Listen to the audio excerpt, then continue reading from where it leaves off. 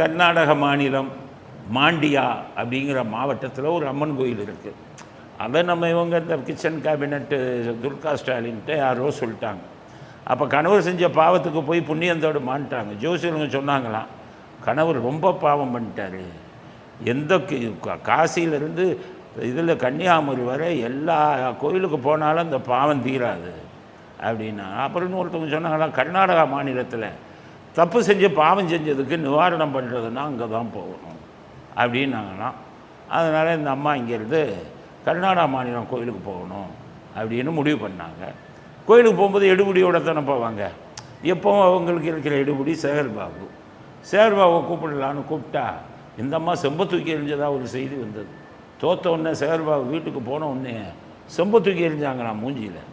அதுலேருந்து சேகர்பாபு அந்த வீட்டு பக்கமே போகிறது சுவிட்ச் ஆஃப் பண்ணி விட்டார்.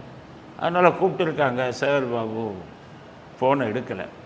ஆளுங்களை அனுப்பி மேடம் கூப்பிட்றாங்கன்னு இருக்காங்க. தலைக்கு மேலே ஒரு கும்பிட போட்டுட்டு நான் வரலன்ட்டார். அதனால் இப்போ எப்படி கோயிலுக்குள்ளே போகிறது? ஏன்னா கோயிலுக்குள்ளே போனால் காரத்தோட திறந்து விட ஒரு ஆள். அதுக்கப்புறம் அவங்க செருப்பை கழட்டி வச்சோன்னா அந்த செருப்பை தூக்குறதுக்கு ஒரு சேகர்பாபு அப்படியே போவார். அங்கே போய் பஞ்சாயத்து பண்ணுவார் புதுசால்ட்டெல்லாம். அது சிஎம் இவங்க வருவார், சிஎம் மனைவி இப்போ சொல்ல முடியாது. எவனும் சிறப்பு தரிசனம் கொடுப்பானா? கொடுக்க மாட்டான்.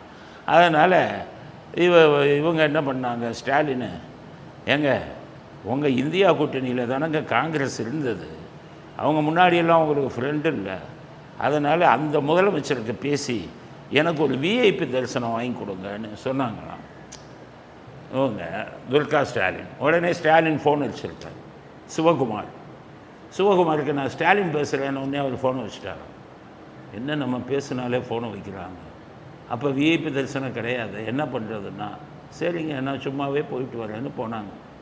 அப்போ தான் சேகர்பாபு அருமை தெரிஞ்சது. காரை விட்டு இறங்கினா பக்கத்தில் ஆள் இல்லை, அந்த கையில் இருக்கிற பிரசாதத்தை தூக்குறதுக்கு ஆள் இல்லை, எல்லாமே அவங்க தூக்கிட்டு தனியே ஆளாக கூட்டத்தோடு சேர்ந்து தரிசனம் பண்ணுறாங்க.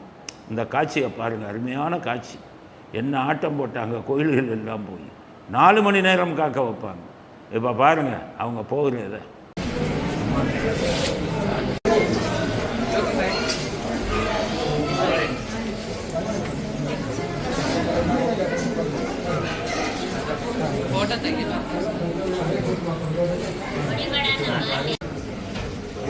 ஆக இவ்வளவு பரிதாபமான நிலையில் துர்கா ஸ்டாலின் ஒரு கோயிலுக்கு போய், அம்மன் கோயிலுக்கு போய் சாமி கும்பிட்டுட்டு வந்திருக்காங்க.